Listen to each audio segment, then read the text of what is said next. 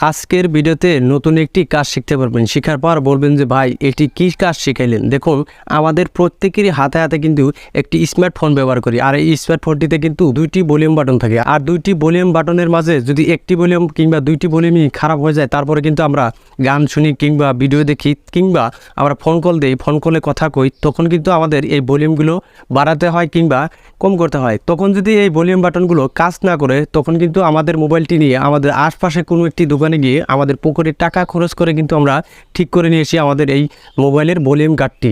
তো এখন আজকের এই ভিডিওতে আমি আপনাদেরকে খুব সহজভাবে দেখিয়ে দিব যে আপনার ভলিউম গার্ডটি যদি নষ্ট হয় কিংবা আপনার ভলিউম গার্ডটি যদি কাজ না করে, তাহলে কিন্তু আপনি জাস্ট একটি সেটিংস ট্রাই করে দেখতে পারেন যে একটি সেটিংসের মাধ্যমে কিন্তু আপনি আপনার ভলিউম গার্ডটি ঠিক করে নিতে পারবেন।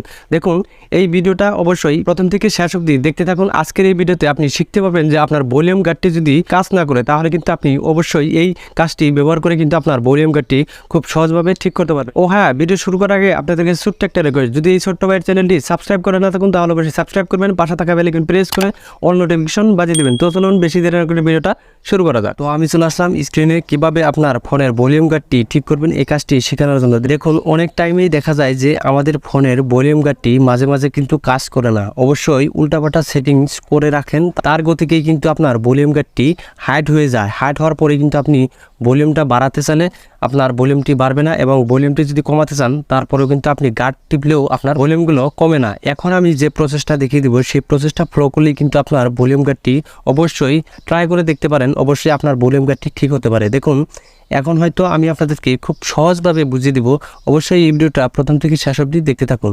তো প্রথমে আমাদেরকে যে কাজটি করতে হবে, দেখুন আমাদেরকে প্রথমে সেটিংসটা ওপেন করে নিতে হবে। ওপেন করার পর এইরকম একটি পেজ শো করবে। শো করার পর নিচের দিকে আসবো। নিচের দিকে আসার পর এখানে একটি অপশন আছে, দেখুন অ্যাডিশনাল সেটিংস, বাস এই সেটিংয়ে আমরা ক্লিক করব। ক্লিক করার পর আবারও আমরা একটি নেক্সট পেজে চলে আসবো। আসার পর আমাদেরকে যে কাজটি করতে হবে, দেখুন একদম নিচে দেখুন এখানে একটি অপশন আছে অ্যাক্সেসিবিলিটি, বাস এই অপশনটিতে আমরা ক্লিক করে দেবো। ক্লিক করার পর আবারও আমরা নেক্সট পেজে চলে আসবো। আসার পর আমাদেরকে আরও একটি সেটিংস করতে হবে। দেখুন মাঝখানে একটি অপশন আছে সিলেক্ট টু স্পেক, এই অপশনটি সবারই মোবাইলে কিন্তু থাকে, সিলেক্ট টু স্পেক। যদি আপনার ফোনের ভলিউম বাটনটি কাজ না করে কিংবা আপনি ভলিউম বাড়াতে চান, আপনার ভলিউমটি বাড়ছে না, কিংবা আপনি ভলিউম কমাতে চান, আপনার ভলিউমটি কমছে না, এখন আপনি কি করবেন যে আপনার ফোনটি নিয়ে আপনার কোনো আশপাশের দোকানে গিয়ে পকেটে টাকা খরচ করে কিন্তু আপনাকে ঠিক করে নিয়ে আসতে হয়।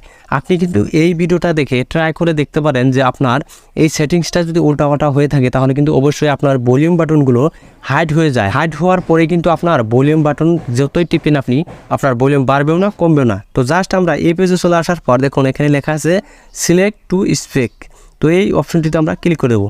ক্লিক করার পর প্রথমে যে অপশনটি আছে সিলেক্ট টু স্পেক, এখানে কিন্তু একটি এই পাশে দেখুন একটি সুইচ আছে।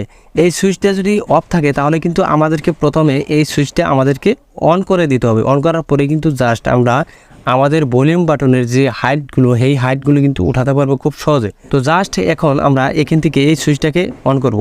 অন করার পর দেখুন ছোট্ট একটি পপআপ চলে আসবে। আসার পর এখানে লেখা আছে ইনেবল সিলেক্ট টু স্পেক, তো জাস্ট আমরা ওকে বাটনে ক্লিক করে দেবো। ক্লিক করে দেওয়ার পর এখানকার কাজ শেষ। এখন নিচে দেখুন একটি সেটিং বলে একটি অপশন আছে, এই অপশনটিতে ক্লিক করে দেবো। ক্লিক করে দেওয়ার পর এখন এখানে দেখুন উপরে লেখা আছে টেক্সট টু স্পেস সেটিং, এখানে ক্লিক করব। ক্লিক করার পর এখানে দেখুন প্রথমে যে অপশনটি আছে পারফেক্ট ইঞ্জিন, এখানে ক্লিক করবেন। ক্লিক করার পর এই অপশনটি যদি সিলেক্ট করা থাকে, তাহলে অবশ্যই এই অপশনটিকে সিলেক্ট করাই রাখবেন। তো রাখার পর আমরা এখান থেকে বেগে চলে আসবো, আবারও বেগে চলে আসবো।